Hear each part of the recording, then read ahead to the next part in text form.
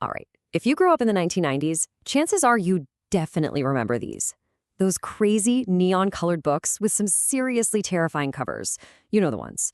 But behind all the monsters and the mayhem, there's actually one of pop culture's biggest mysteries, and that is, how on earth did a simple series of horror books for kids become this massive global empire?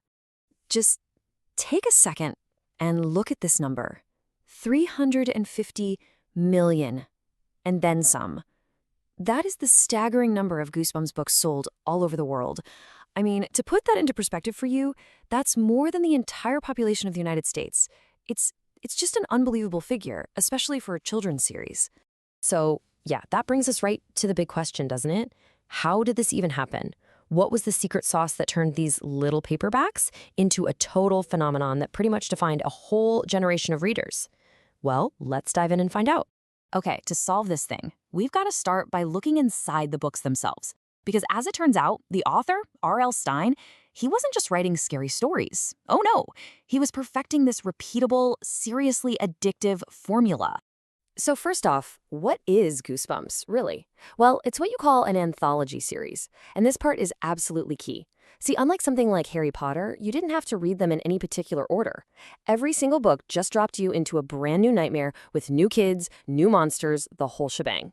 You could just grab any book off the shelf and get a complete, super thrilling story right then and there. And pretty much every story followed this brilliantly simple structure. It always starts with a totally normal kid, someone just like a person reading the book. Then they stumble upon something impossible, like a camera that predicts horrible disasters or a ventriloquist dummy that moves on its own. But of course, what happens next? No adult ever believes them. So the kid is totally alone while the danger just gets worse and worse, all leading up to this jaw-dropping twist ending that changes everything you thought you knew. It's this perfect, addictive loop of suspense and surprise. But it wasn't just the plot. The way these books were written was just as important. For one, the chapters are super short. We're talking like 2 or 3 pages max. And every single one ends on a cliffhanger. A monster lunges, a hand grabs your shoulder out of nowhere. It was a genius move, because it made the books literally impossible to put down. You just had to turn the page and read one more chapter to find out what happens. But here's where it gets really clever. The real magic wasn't just about the monsters. It was about what those monsters represented. The stories tapped into these very real, very relatable childhood fears. Like being the new kid at school, or that feeling of not fitting in, and just blew them up into these huge, supernatural nightmares. Yeah, moving to a new town is scary, but what if your new neighbors are actual, literal ghosts? That connection, right there, is what made these stories really stick with you. Now think about it. Every great franchise needs a face, right? For Star Wars, you've got Darth Vader. For Goosebumps, well, its most famous face was carved from wood and had this wicked, painted-on smile. Yup, I'm talking about Slappy the Dummy. He wasn't even in that many books, but man, did he steal the show. This guy is a charismatic, super manipulative, and just plain terrifying living doll whose only goal is to make kids his personal slaves. He was the perfect villain. He was creepy, totally memorable, and honestly, a little bit funny too. And it didn't take long for him to become the character everyone was talking about.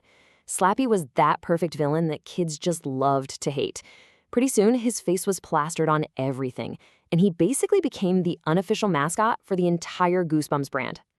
So, you've got the perfect formula down, you've got a breakout star villain in Slappy, the stage was totally set for a complete cultural takeover.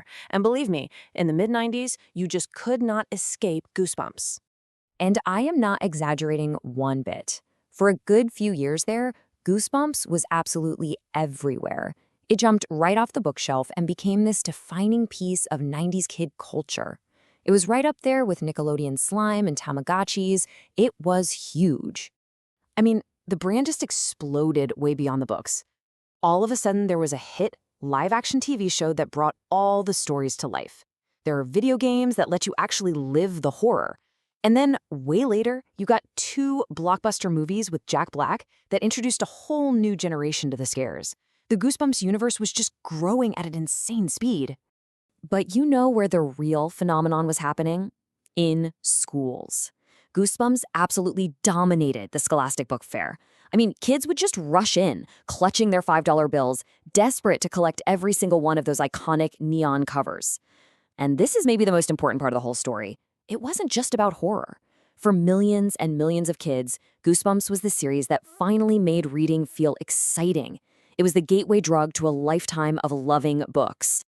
So, as we start to put all the pieces together here, it's pretty clear that the impact of this series goes way beyond just selling a ton of books. It really left a permanent mark, both on the world of publishing and, of course, on all the kids who read them. I mean, the legacy this series left behind is incredible. It basically single-handedly revived the entire kids' horror genre.